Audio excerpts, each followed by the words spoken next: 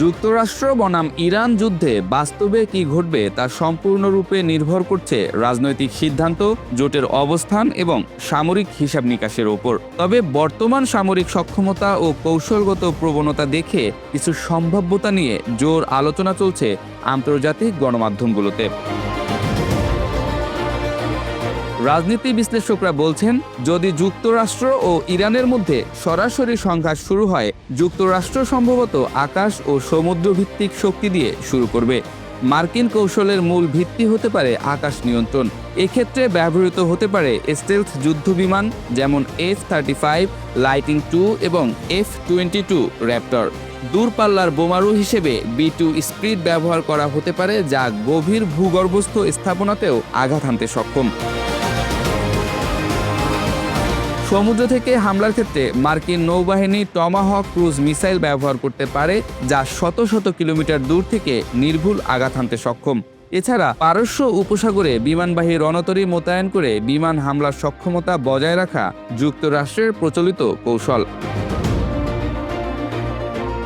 অন্যদিকে ইরানের শক্তি ভিন্ন ধরনের। ইরান প্রচলিত অর্থে আকাশ শক্তিতে যুক্তরাষ্ট্রের সমকক্ষ নয়, তবে তার ব্যালিস্টিক ও ড্রোন সক্ষমতা উল্লেখযোগ্য।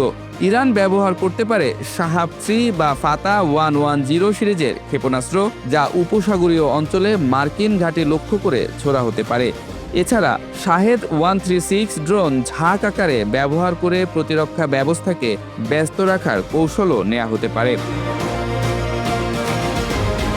ইরানের আরেকটি বড় কৌশল হতে পারে অসম যুদ্ধ বা অ্যাসিমেট্রিক ওয়ারফেয়ার। ছোট নৌকা দিয়ে নৌপথে হয়রানি, সমুদ্র পথে মাইন পাতা কিংবা হরমুজ প্রণালীতে তেল পরিবহন বিঘ্নিত করার মতো পদক্ষেপ বিশ্ব জ্বালানি বাজারে তাৎক্ষণিক প্রভাব ফেলতে পারে।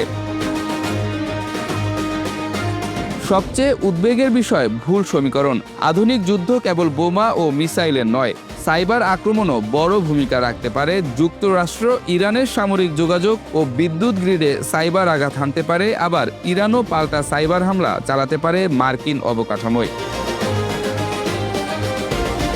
তবে বিশ্লেষকদের অনুমান, এই সংঘাত শুরু হলে তা হবে অত্যন্ত তীব্র এবং প্রযুক্তি নির্ভর। যুক্তরাষ্ট্রের প্রযুক্তিগত শ্রেষ্ঠত্ব থাকলেও ইরানের ভৌগোলিক অবস্থান ও আঞ্চলিক জোট তাকে প্রতিরোধ ক্ষমতা দেবে। যুদ্ধ দীর্ঘ হলে ক্ষতি শুধু দুই দেশেরই নয়, বিশ্ব অর্থনীতি, জ্বালানি বাজার এবং আঞ্চলিক স্থিতিশীলতাও বিপর্যস্ত হতে পারে। দুই পরাশক্তির সামরিক সক্ষমতা যতই শক্তিশালী হোক, কূটনৈতিক সংযমেই শেষ পর্যন্ত সবচেয়ে কার্যকর অস্ত্র হতে পারে।